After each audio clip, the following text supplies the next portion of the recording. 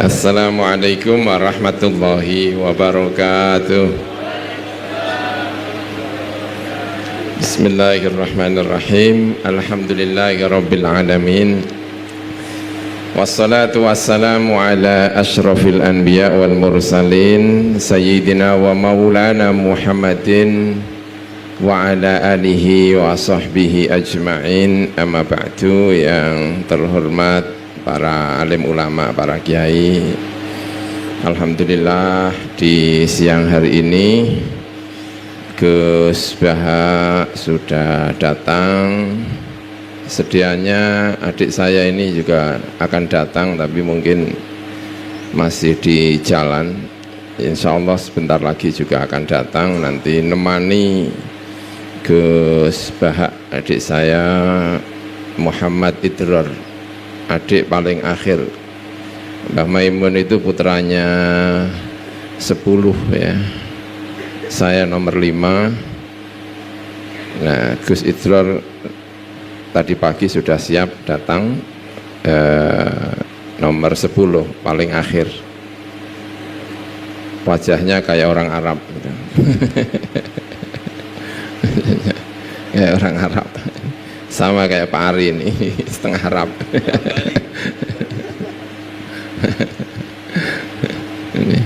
Kadang-kadang diplesetkan, kamu Arab ya, Arab pati jelas katanya. Enggak begitu jelas.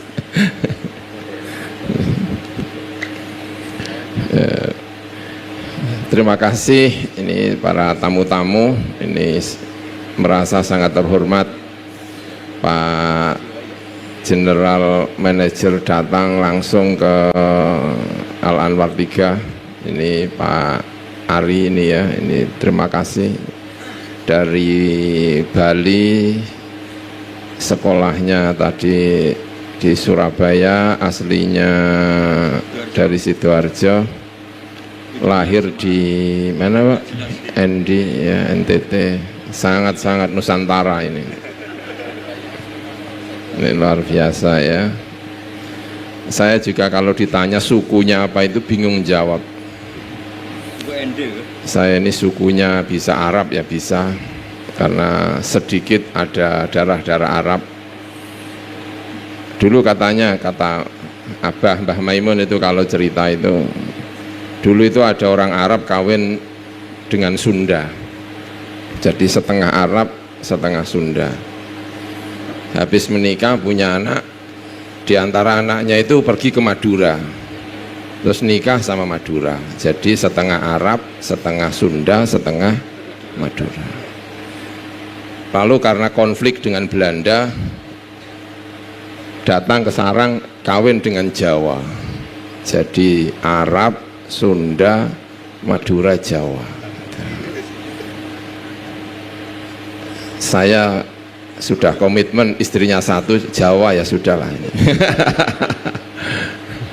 Kalau nanti anak mungkin siapa tahu dapat mana gitu ya, dapat Sumatera atau mana itu ya, atau Bugis ya, berarti nanti ininya semakin tidak jelas ininya. Terima kasih sekali. Ini juga Pak Solihin juga datang, terima kasih. Pak Dr. Hari Gunawan BDI bagian dakwah ini juga datang, dakwah Islam juga datang, terima kasih. Ini juga lengkap, baik putra maupun putri juga datang.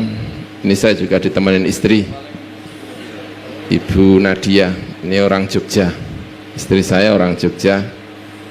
Saya hidup agak lama di Jogja, jadi dosen di Jogja, pernah dosen di UIN, pernah dosen di UII, lalu pindah ke sarang karena di SK jadi kiai. Makanya saya sering secara kelakar itu ngobrol sama kawan-kawan, saya ini asalnya kiai itu karena di SK, karena ini itu Rusunawa. Rusunawa itu dibangun oleh pemerintah, ada pondok tapi nggak ada kiainya, terus saya disuruh ke sini di SK jadi pengasuh, terus sejak saat itu saya jadi kiai. Jadi kalau bapak-bapak kepengen jadi kiai bisa niru saya lah itu. Ada pesantren terus ditempatkan terus di SK sebagai pengasuh jadi kiai. Ini saya sangat-sangat senang kedatangan tamu-tamu ini. Saya senang, kami berharap agar ada perwakilan dari putra-putra, karena saya tadi tanya kepada panitia yang diundang siapa, ada masyayikh diundang. Karena itu kemudian judulnya ngaji bersama masyayikh, karena nanti harapannya ada yang datang dan memberi sambutan-sambutan ngaji bersama dengan Gus Bahak, dengan masyayikh. Karena kami juga kepingin, saking senengnya dengan forum ini itu ada datang, karena kami cinta dengan ngaji ya. Salah satu pesan Mbah Maimun itu adalah saking senengnya ngaji itu, rumah itu harus dibuat ngaji. Karena kalau rumah itu dibuat ngaji, rumah itu seperti pesantren. Rumah itu anak-anak ngerti bapaknya ngaji itu luar biasa itu. Saya itu diantara momen paling senang itu kalau tahajud itu, pas tahajud itu anak saya bangun. Jadi agak GR sedikit-sedikit. Diantara momen paling senang itu saya pas tahajud, sujud, saya lirik anak saya bangun, itu memorinya itu pasti luar biasa. Ya Allah, orang tua saya ternyata tahajud. Jadi kadang-kadang ibadah itu perlu riak itu perlu riak. Makanya ketika ini Mas Latif ini ya, Mas Latif datang menyampaikan kepingin ngaji, itu dengan sangat-sangat senang tanpa berpikir panjang, monggo saya panggil ketua pondok, ini urusannya dengan ini. Pokoknya kalau mau ngaji monggo, formatnya seperti apa. Lalu karena hari-hari ini saya agak banyak tugas sehingga banyak keluar, lalu datang-datang katanya di musola kok tiba-tiba dilanggar. Terus ada yang usul katanya pakai meja bundar kayak ini. Terus saya bilang ini kayak nggak begitu ngaji kalau meja bundar ini. Saya pikirannya ILC, ini kok jadi ILC. Saya sungkan sama Gus Bahak nanti itu kalau sama seperti ILC. Karena saya tahu persis gaya ngaji itu seperti apa. Ya, saya senang sekali kalau ada ngaji itu, senang ya. Yang saya pahami itu dari sebuah hadis dari Nabi itu, dunia itu gampang mengantarkan kepada lupa terhadap tujuan. Kalau di pondok itu gini, ini kalau di pondok ya. Saya ini sebetulnya sambutan tapi sambil menunggu adik saya biar saya juga sungkan sama Gus Bahak, biar terkesannya saya enggak ngatur apa pokoknya saya agak ini biar agak inilah ya. Jadi dunia itu gampang mengantarkan kepada lupa terhadap tujuan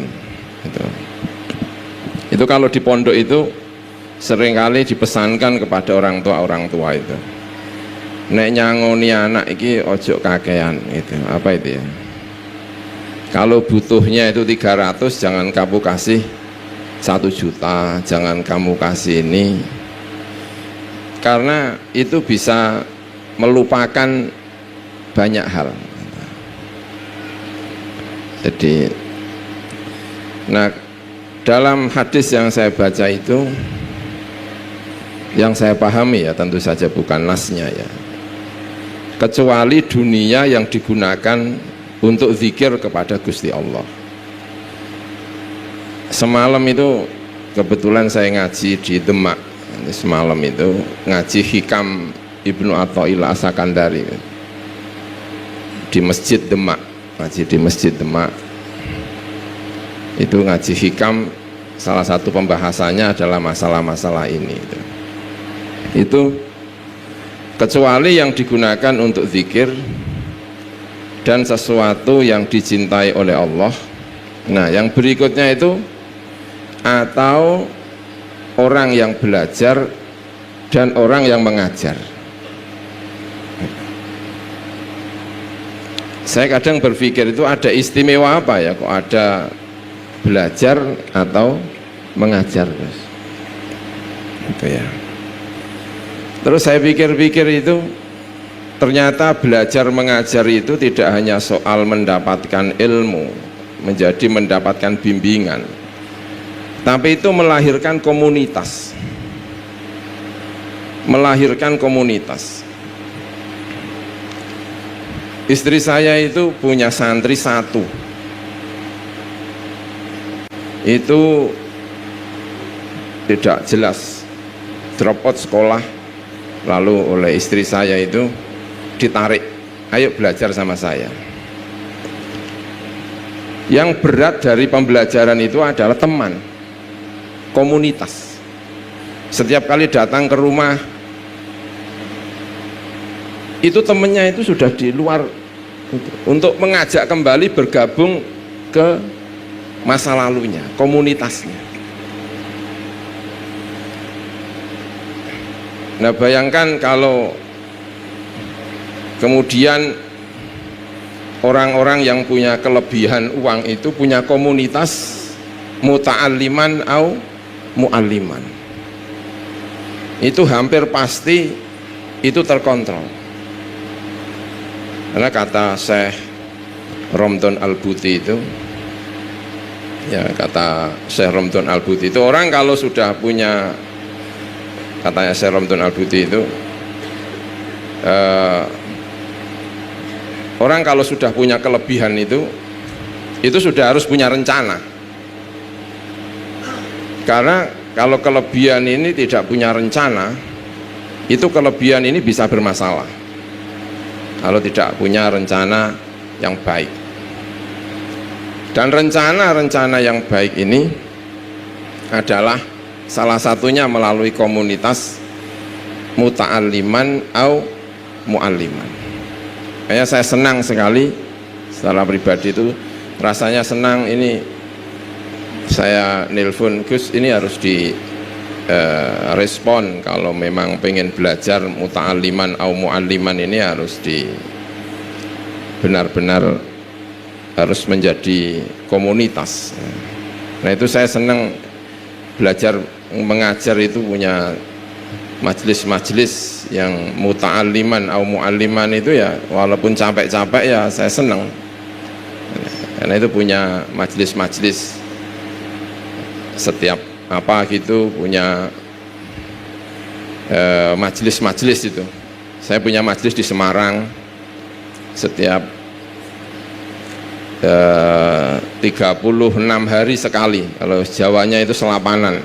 Saya punya majelis di Semarang, saya juga punya majelis di Pati, di mana gitu punya majelis, karena yakin betul dengan au muta'alliman au mu'alliman.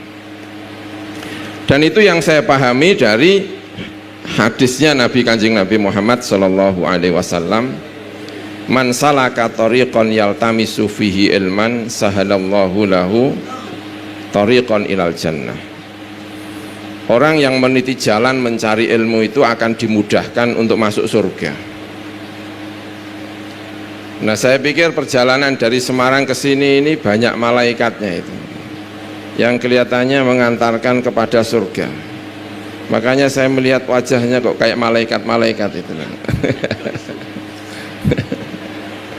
Karena bagi saya ini itu bukan soal apa, ini bukan soal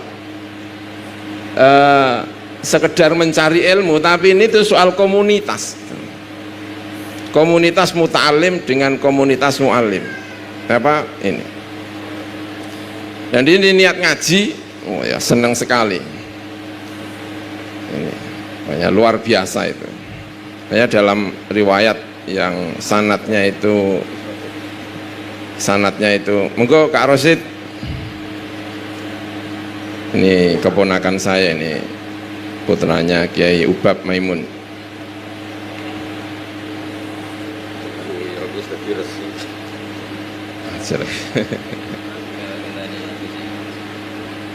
Ini Gus Rosid.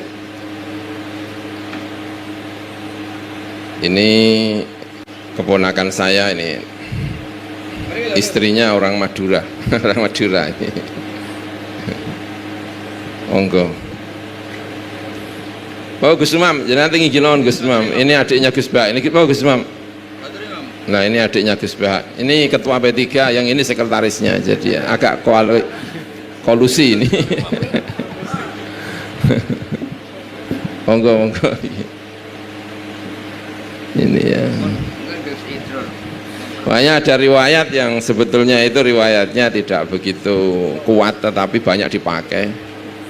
Ada dua majelis, yang satu majelis zikir dan yang satu majelis muta'alliman atau aliman tadi itu.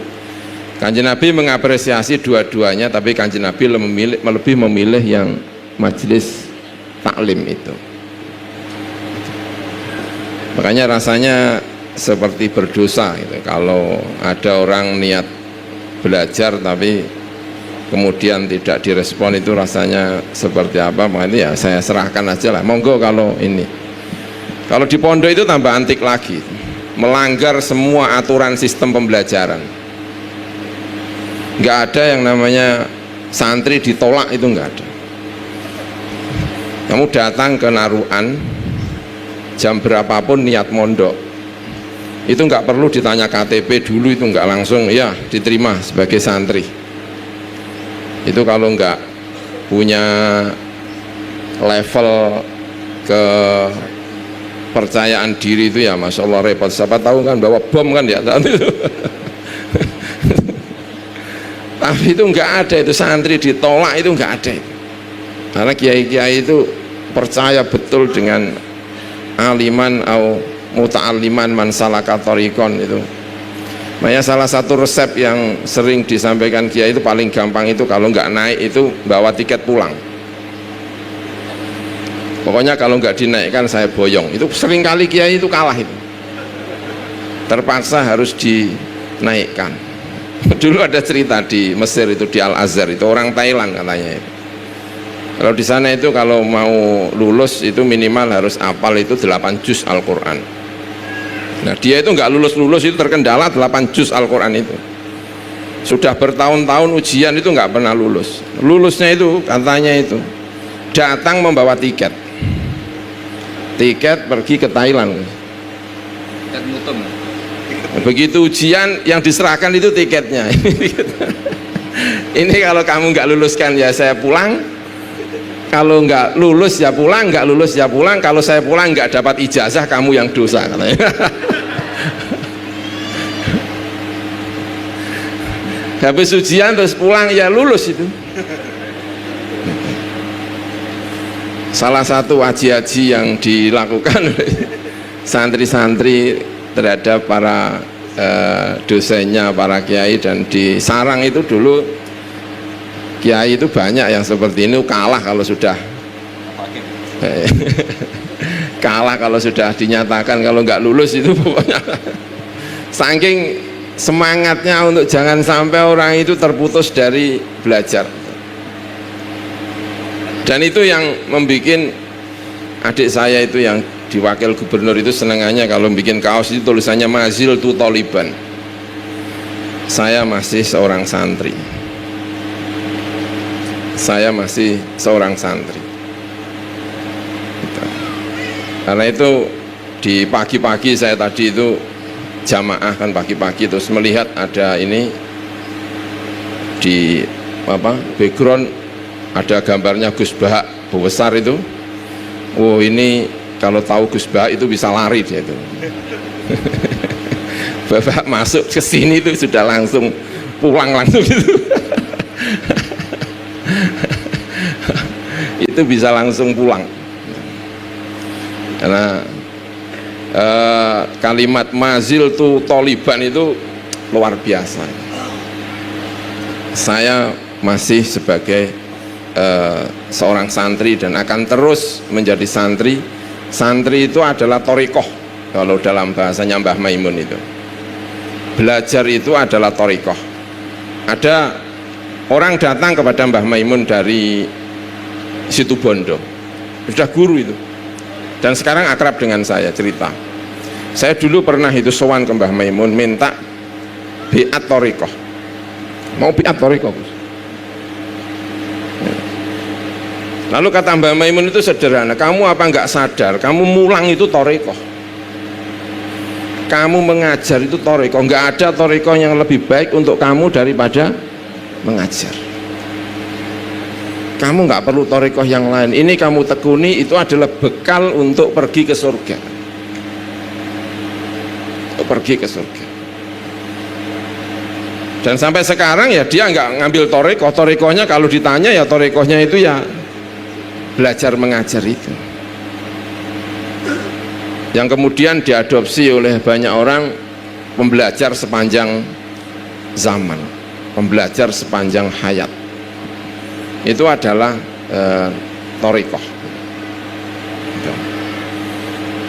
Dan itulah yang kita pelajari di pesantren, terutama di pesantren murid-muridnya Mbah Maimun itu mempelajari itu. Dan karena itulah kita itu senang kalau ada orang yang belajar mengajar, dan betapa senangnya kami ketika tiba-tiba ada utusan pengen ngaji bareng, pengen ngaji ya ahlan wa sahlan ahlan wa sahlan.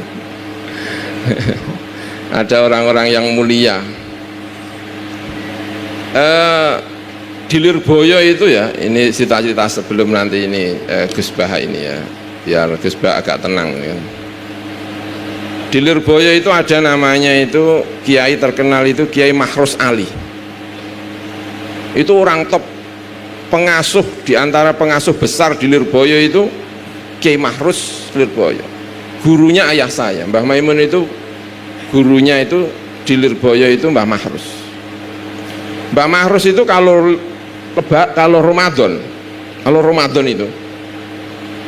itu posonan itu apa? Nyantri Ramadan. Dan itu kalau posonan itu kayak jadi santri kembali, itu sudah pengasuh top. Itu datang ke diantaranya ke Senori ngaji ke Mbah Ndol itu sama putranya, mondok lagi untuk beberapa waktu, 15 hari 20 hari Ramadan itu mondok, saking menikmatinya gaya hidup itu. Jadi aliman muta'aliman itu luar biasa. Dan dulu itu dipraktekkan oleh Nabi Musa alaihissalam. Nabi Musa itu pernah melakukan kesalahan. Ketika ditanya, kamu kok hebat? Yang nanya itu muridnya. Setelah ini ya. Baik, ini mungkin adik saya sudah datang ini ya. Baik. Siapa? Oh ya, ini ada Mbah Ubab. Ini Rawi, ini kakak saya, kakak tertua Kiai Abdullah Ubab Maimun. Ini putra Mbah Maimun yang paling sepuh. Baik, saya kira itu yang bisa saya sampaikan.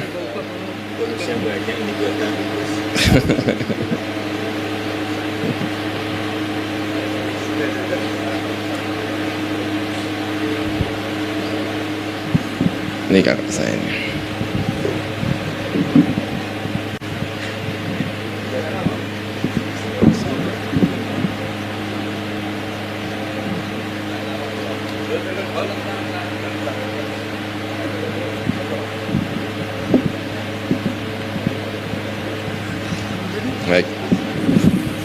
Baik, saya tidak bisa melanjutkan.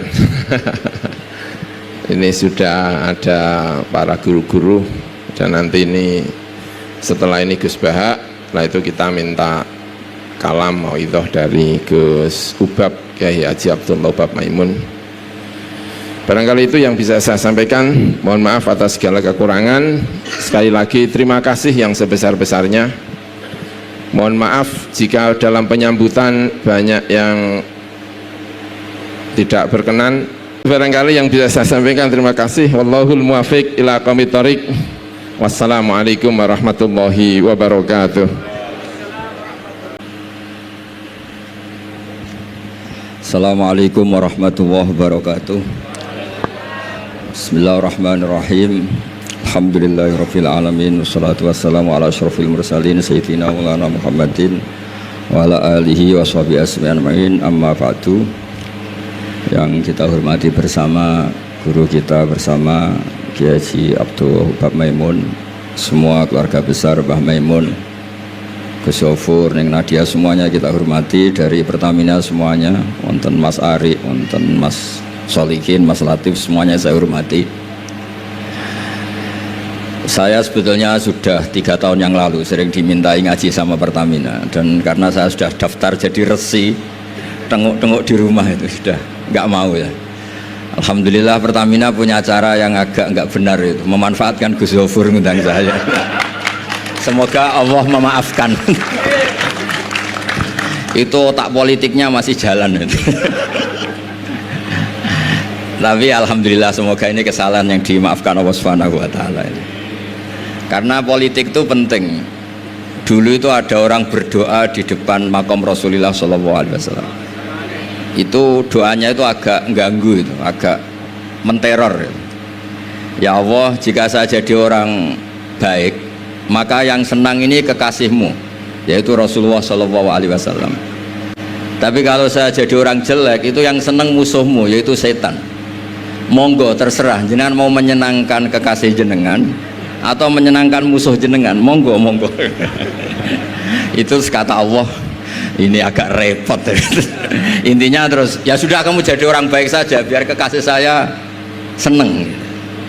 Jadi kadang-kadang hubungan dengan Allah juga harus pakai politik gitu. Jadi in kuntu sholihan surra habibuk. Kalau saya jadi orang soleh maka yang senang kekasihmu. Kalau saya jadi orang jelek yang senang itu musuh engkau. Terserah jenengan sebagai Tuhan milih mana, menyenangkan kekasihmu atau menyenangkan musuhmu. Jadi kadang-kadang dalam dunia ngaji itu juga harus ada akal-akalan gitu. Saya berkali-kali jadi korban. Sebetulnya saya senang uzlah itu bukan karena apa-apa. Satu, iktifa dengan kiai yang sudah ada. Kedua, ya bapak saya itu namanya Kiai Nur Salim, itu punya bapak namanya Mbah Nur Sam. Sepuh-sepuh itu memang uzlah. Mungkin faktor gen, jadi saya membatasi sekali. Tadi neruskan ngajinya Gus Yofur, saya disuruh agak lama, tapi bukan lama, agak lama itu ya 15 menit sambil nunggu Gus Idror. Tadi beliau cerita Mbah Maimun itu menjadikan belajar itu Torekoh itu ilmu, kata Mbah Mun, mengajar. Jadi beliau saking tawaduknya nggak pakai bahasa Arab. Memang teks hadisnya itu Arabnya itu ad-dunya mal'unah, mal'unun ma fiha illa dzikrawah wa mawalahu aw aliman aw muta'aliman. Jadi dunia ini semuanya terlaknati kecuali yang terkait ingat Allah, ingat belajar, ingat ilmu. Saya sering, karena saya ini termasuk peneliti, saya bikin analogi. Ada rumah itu lengkap, ada kamar mandinya, ada kamar tidurnya, ada makanannya. Tentu yang masuk rumah itu terburuk itu adalah nggak ngerti yang punya rumah itu siapa. Nggak punya rumah itu siapa, kamu langsung makan, langsung tidur, langsung memanfaatkan isi rumah itu tanpa ingin tahu yang punya siapa. Betapa buruknya itu. Nah, kira-kira seperti itulah pengajaran kita di pesantren. Pertama yang harus kamu ngerti itu ma'rifatullah. Kamu tahu yang punya dunia ini siapa. Kok tahu-tahu kamu pakai minyaknya kamu bor waris, terus dijual, terus menghidupi sekian banyak orang, itu milik siapa? Itu tidak milik direkturnya, milik Allah Subhanahu wa taala. Jadi memang ngerti itu nomor 1.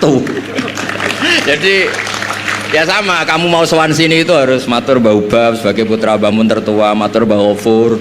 Kalau ngundang saya ya harus lewat Gus Yofur. Jadi pokoknya harus ngerti dulu gitu. Intinya itu harus ngerti dulu. Itu ada orang Gus biasa dimarahi istrinya tuh senengnya sama saya bukan main. Karena saya sering cerita ilmu itu penting. Yang bikin orang nggak kaget tuh ilmu. Kamu tahu kan istri kamu pantangannya itu kamu pulang nggak bawa uang, sudah gitu punya cerita di luar kamu tuh nggak macem-macem. Ya Gus tahu. Setelah pulang betul-betul tidak bawa uang, ada kabar kamu macam-macam. Istri kamu marah tidak marah. Setelah marah betul, Anda harus bangga karena itu sesuai teori ilmu Anda. Makanya setiap dimarahi istri itu dia bilang ternyata ilmu saya akurat.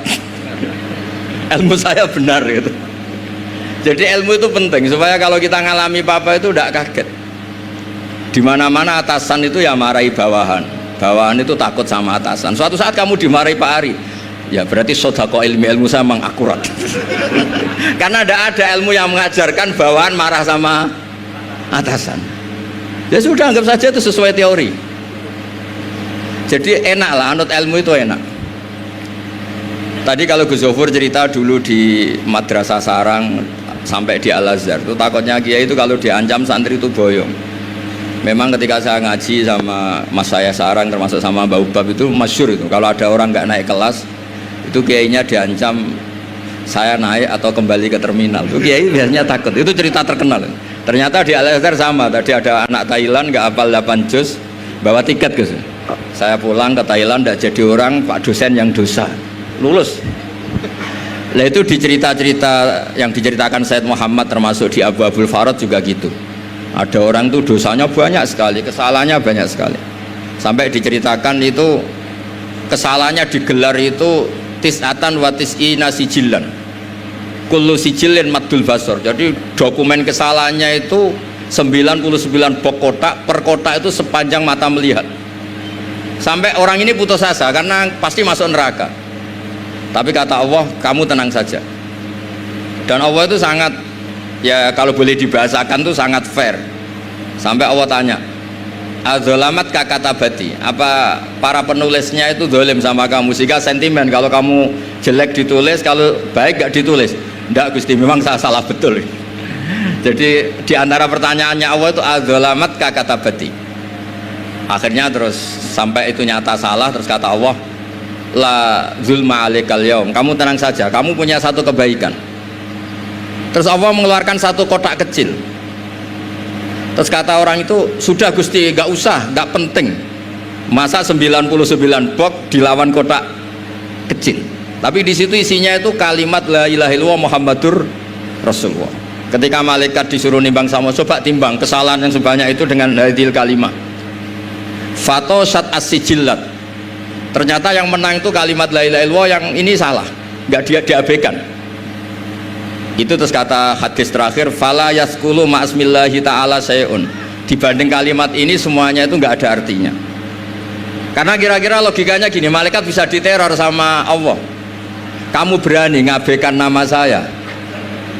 Jadi kalau saya dipanggil orang 1000, terus satu Gus Zofur, itu milih Gus Zofur, kamu berani mengabaikan putra Mbah Maimun? Kan saya tidak berani. Jadi kira-kira gitu, malaikat ditanya sama Allah, kamu berani mengabaikan kalimah la ilaha illallah? Ya tidak berani Gus, dia sudah menangkan. Jadi intinya itu penting sekali kalimah-kalimah thayyibah la ilaha illallah Muhammadur Rasulullah. Sujud tadi yang diajarkan Gus Zofur, apalagi tahajud, terus dilihat anak, katanya seneng sekali. Ternyata bapak saya ahli tahajud. Kalau nggak dilihat ya diceritakan Gus baginya. Tapi apapun itu supaya analogi ya, agama itu dimulai diantaranya selain Quran, hadis, ijma itu kias. Kias itu analogi. Ya kayak tadi, kamu masuk rumah, di situ semuanya lengkap, fasilitas lengkap, kamu pakai aja tanpa terlintas tahu yang punya itu siapa, yang mengizinkan itu siapa. Betapa buruknya itu. Sama betapa buruknya kita nikmati alam raya ini kemudian tidak tahu yang punya siapa. Nah, mengerti itu disebut ma'rifatullah. Sehingga orang yang tidak ngerti itu termasuk dalam riwayat tadi, ad-dunya mal'unatun mal'unun ma fiha illa dzikrawah wa mawalahu au aliman au mutaliman. Nggih niku ngoten mawon, kata-kata sing bingung mboten kula tok, jenengan luwih bingung. Mergo napa nggih? Repot kabeh lho. Ilmu nak kakean repot. Kula mawon repot malah jenengan repot. Soalnya tak janjeni swarga ngoten mawon kersane seneng. Wau jare Gus Zofur ngoten. Ado-ado Semarang rene numpak bis mlebu hadis man salaka tariqan yaltamisu fi ilman sahalallahu lahu tariqan apa ilal jannah. Jadi pokoke ngaji teng adat pesantren guys, pokoke sing seneng wis mboten ngancam-ngancam wis. Ini wasiate bapak kula. Bapak kula sering cerita, wong ning omah diamuk bojone utange akeh, ning tempat ngaji diancam neraka. Dadi ning omah diancam, ning tempat ngaji diancam, dari min jahanam ila jahanam. Kata bapak saya itu, pokoknya ngaji ku sing seneng. Alhamdulillah guru saya juga guru bapak saya Mbah Maimun tuh kalau ngaji ya guyon itu. Sampai pernah beliau cerita, Aku tahu disalahno wong ngaji kok guyon terus. Dewe Mbah Mun lucu. Mergo aku wis iso maca, cara rapati iso ya ora iso guyon, mergo wis meruntus roh kitab iku. Mas kok mikir tertibe piye wis meruntus. Ora kober apa? Guyon. Supir nampun ahli kan santai mawon guyon, nak latihan kan tegang. Jadi kadang-kadang guyon itu buktekno alime orang tertentu, tapi tentu yang sekali Mbah Mun, yang sekali orang-orang itu. Nggih mboten mawon kula kepengin nggih pokoke jenengan ngerti lah kenapa yang tidak malun, yang tidak terlaknati itu orang yang ngerti, karena kamu masuk Pertamina harus tahu direkturnya siapa, prosedurnya kayak apa, masuk rumah juga gitu, nyupir juga gitu. Pertama yang harus tahu ini remnya kayak apa, semuanya harus tahu. Dan tentu di alam raya ini yang penting adalah tahu. Makanya Imam Bukhari ketika cerita babu fadilatil ilm, terus beliau mendalil qala ta'ala fa'lam annahu la ilaha illallah fabada'a bil ilmi. Kata beliau kalimat yang menyelamatkan dunia akhirat itu la ilaha illallah Muhammadur Rasulullah. Hanya kata ilmu yang bisa mendahului kalimat itu, yaitu fa'lam annahu la ilaha illallah. Jadi kalimat yang sesakral itu gak ada kata yang mendahului kalimat itu kecuali kata ilmu, yaitu fa'lam. Kata Imam Bukhari fabada'a bil ilmi. Nggih ngoten mawon Mas Ari, matur nuwun sanget. Assalamualaikum warahmatullahi wabarakatuh.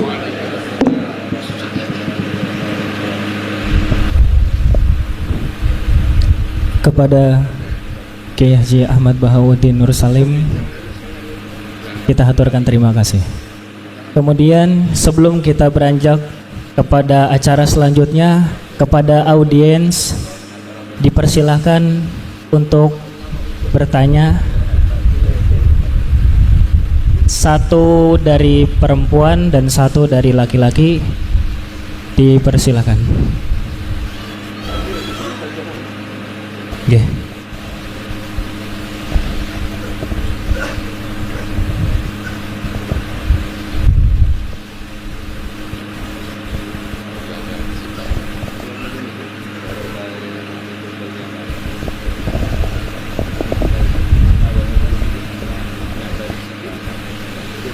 Assalamualaikum warahmatullahi wabarakatuh. Nami Muhammad Nasoha dari JPPU Ahmad Yani. Saya akan menanyakan yaitu masalah kalau jasad sudah mati itu di alam kubur, kalau ruh setelah meninggal dunia itu di mana, saya akan tanya. Terima kasih. Wassalamualaikum warahmatullahi wabarakatuh.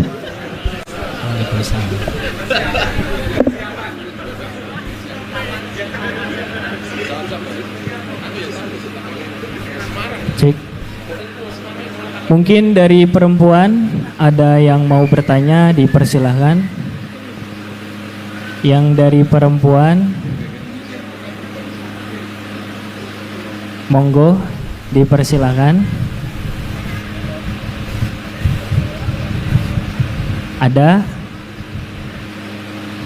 yang dari perempuan yang mau bertanya, dipersilakan.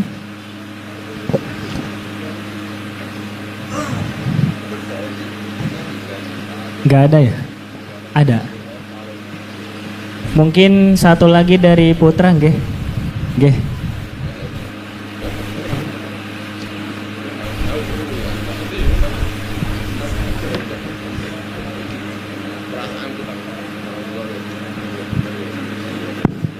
Terima kasih. Assalamualaikum warahmatullahi wabarakatuh.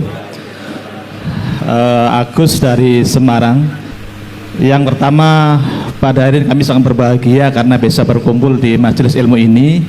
Mudah-mudahan tergolong tadi yang muta'aliman atau mu'aliman. Yang ingin saya tanyakan pada Gus Baha, tadi ada analog bahwa ketika orang masuk rumah yang sudah komplit dengan semuanya, mestinya tidak langsung makan tanpa berpikir sesuatu ini milik siapa. Lah kaitannya dengan Pertamina Persero yang memang tugasnya mengebor minyak dan sebagainya itu kan pasti ada yang memiliki. Barangkali selama ini belum ada ritual khusus yang mohon izin atau bagaimana kepada yang punya, sebaiknya bagaimana Pertamina dalam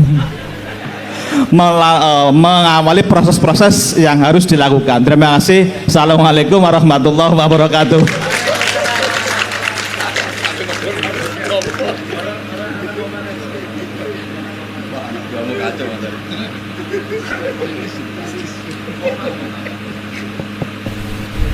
Yang roh yang jawab Gus Iid, kalau itu saya yang jawab itu.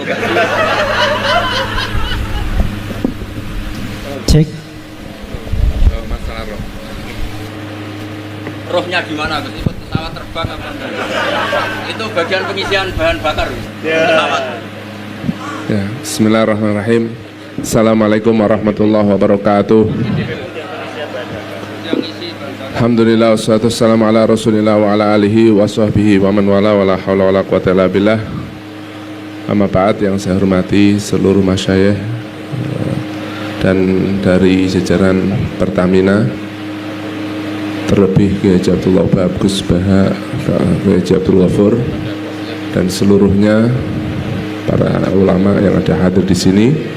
Langsung saja mengenai roh itu yang saya baca. Jadi Al-Quran itu mengatakan kullu syai'in halikun illa wajhah, semua itu akan hancur kecuali Allah Subhanahu wa taala.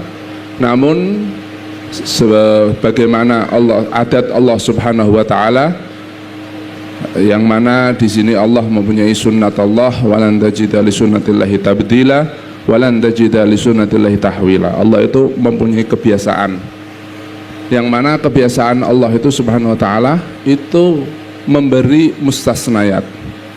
Likulli syai'in mustasnayat. Jadi umpamanya orang kalau makan biasanya kenyang. Orang biasanya makan akan kenyang, tetapi sesekali kadang makan nggak kenyang. Orang kalau naudzubillah tertabrak, biasanya dengan kecepatan sekian akan meninggal. Tapi Allah Subhanahu wa taala ingin menunjukkan kekuasaan bahwasanya semua ini adalah kehendak Allah Subhanahu wa taala, yang mana aturan alam itu juga yang membuat Allah, tetapi aturan alam itu tidak bisa mengatur semuanya. Ternyata yang mengatur adalah Allah Subhanahu wa taala. Sesekali berbeda, ada sesuatu yang aneh dari aturan alam tersebut, entah nanti disebut mukjizat, karomat, maunah dan lain-lain. Nah, menurut ulama yang saya baca ya, itu roh ini termasuk mustathnayat beserta ada malaikat hamalatul arsy atau apa, itu yang kekal, termasuk surga kalau nggak salah. Surga itu kan ada khilaf. Surga itu sekarang sudah wujud, surga besok ini loh. Surga besok ini sudah wujud apa ghairu mawjud. Nah itu kalau sekarang sudah wujud, masa hancur dulu akan ada lagi. Nah, jadi termasuk pengecualian dari sesuatu yang hancur itu termasuk adalah roh. Jadi roh kita ini yang akan abadi ila yaumil qiyamah. Jadi ini sekian dari kami.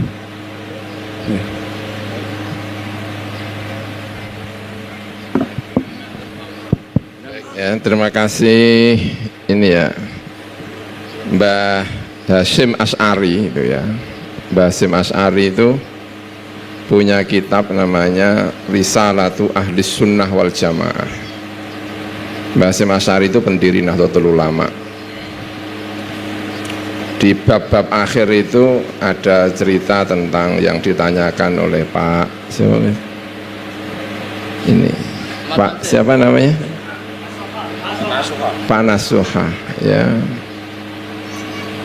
Ada perbedaan dalam memahami para ulama, tapi intinya ketika dicabut itu ya, kalau baik ya dibawa ke atas, kalau tidak baik ya mau di atas itu sudah ditolak, tapi terus kemudian dimasukkan ke dalam kubur, lalu ditanya oleh malaikat. Nah, yang menarik itu tidak di dalam kitab Risalah itu yang saya baca, dan saya pikir saya perlu menyampaikan ini. Ulama itu yang diantara sekian penjelasan tentang roh itu yang paling masuk di hati saya itu yang ini. Itu kata ulama itu gini, kamu nggak usah nanya-nanya, nanti kalau kamu mati udah tahu sendiri gitu. itu paling berkesan ya. Kesan, iya ya benar ini.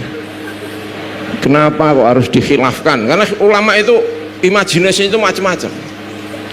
Ada yang katanya yang dihidupkan itu badannya cuma atas tok. Ada yang mengatakan semuanya. Ada yang mengatakan lagi saking bingungnya itu ya atasnya tapi bawahnya ikut-ikutan. Itu saking imajinasi. Terus ulama yang terakhir itu yang menarik. Udahlah nggak usah nanya-nanya. Sebentar lagi kamu mati dan tahu nanti kalau pengen ke dunia nanti bisa cerita-cerita setelah mati tapi.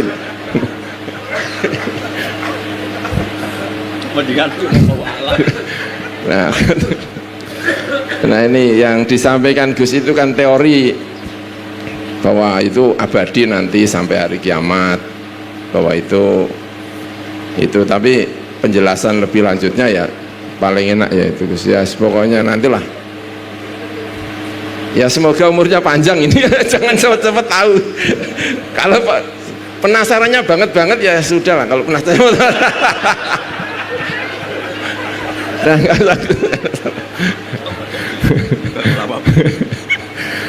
baik, itu yang saya sampaikan. Terima kasih ya. Itu yang tanya siapa tadi itu? Agus. Seruat tanya. Bismillahirrahmanirrahim. Ini bedanya senior sama junior. Gus itu tuh junior. Jadi ini kasihan ini masa ngeralat jawaban adiknya. Jadi memang di antara cerita kitab tasawuf itu nanti orang paling pinter ketemu sama orang bodoh itu sama-sama kesimpulannya wallahu a'lam. Nah, Allah yang maha tahu itu. Tadi yang Mas Agus ya, jadi ada sebuah hadis qudsi ketika Allah ditanya Nabi Dawud kalau nggak salah, sebagian riwayat Nabi Musa, pokoknya ditanya orang baik lah, ya Allah nikmat engkau sebanyak ini lalu saya cara mensyukuri gimana? Kata Allah, cukup kamu tahu yang memberi nikmat itu siapa, yaitu saya, kata Allah. Yang penting misalnya kalau ngebor ya tahu kalau itu tidak milik mbah tua penunggu kayu besar atau dedemit siapa ya, kalau kita muslim ya tahu itu bismillahirrahmanirrahim.